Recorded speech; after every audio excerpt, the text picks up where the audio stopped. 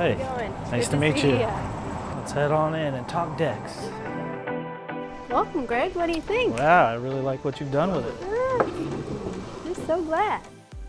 Well, I love getting back to see a finished project, and I think you guys have done a fantastic job with your furniture, tying all the colors in together. So as you know, we selected Trex Signature Decking for the commercial application because you do get a lot of wear and tear. How's it working out for you? The authentic wood grain, everything, it looks amazing. And we think that it perfectly accentuates, our historical charm that we have going on top of, modern characteristics that we've brought in. What do you think now with the rod rail and the beautiful view? We love the view now, and also the railing that we can see right through. It doesn't hinder that view at all. Customers are so thrilled. The wait list is growing and growing for outdoor seating right now.